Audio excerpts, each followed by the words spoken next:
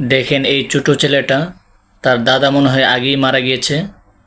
তো সে তার মাকে বলছে যে মা, আমি আমার দাদার সাথে আর দেখা করতে পারবো না।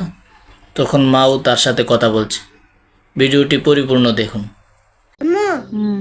তোমার আব্বু যে আল্লাহর কাছে চলে গেছে, আমি কি আর তোমার আব্বুর সাথে দেখা করতে পারবো না? আমার আব্বু তোমার কি হয়? না ভাইয়া। আমার সাথে দেখা করতে চাও? হ্যাঁ।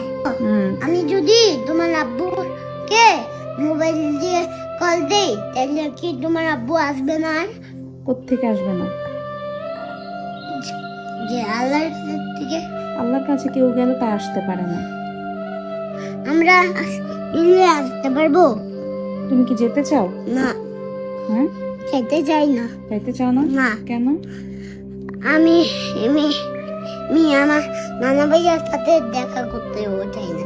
রান্নার সাথে দেখা করতে চাও না? না, কারণ ওইখানে আল্লাহর কাছে গেলে আমরা আসতে পারবো না।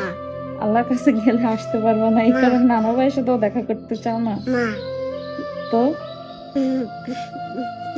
সেই কবে গেছে, তোমার আব্বুকে একটা আল্লাহর কাছ থেকে ফোন দাও।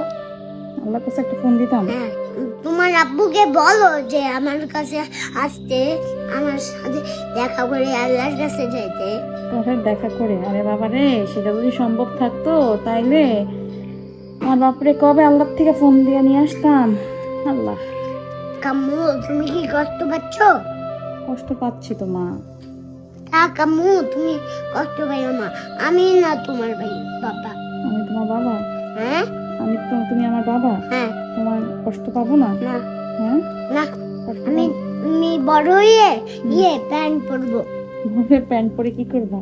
তোমাকে চাকরি করব, এরপরে তোমাকে অনেক কিছু খাওয়াবো। অনেক কিছু খাওয়াবা? হ্যাঁ তাই? হ্যাঁ। তাই মন খারাপ করবো না? না, ভাইয়া, কি? আমি আমি অনেক একটা বড় একটা টাকা পেয়ে, হ্যাঁ। এক কোটি কোটি টাকা পেয়ে আমি একটা দোতলা বাস বানাবো। হ্যাঁ। এরপরে কিনবো দোকান থেকে। হুম। এরপরে ব্যান্ড বলবো। এরপরে তোমাকে অনেক জায়গায় নিয়ে যাব, আর তোমাকে অনেক কিছু কিনে দিব। তাই? তুমি যা যা নিতে যাবা তা আমি কিনে দিব। আমি যা যা নিতে চাইবো তুমি তা তা কিনে দিবা? হ্যাঁ। তাই আমি আমার আব্বুর জন্য কষ্ট পাইতাম না? না। হ্যাঁ, না, তোমাকে তো এখন কি করতে হবে? তাও তুমি কষ্ট পাইও না। তাও আমি কষ্ট, মানে তুমি আমাকে এত কিছু কিনে দিবা তাও আমি কষ্ট পেতাম না? কষ্ট পাইও তো কোনো কারণ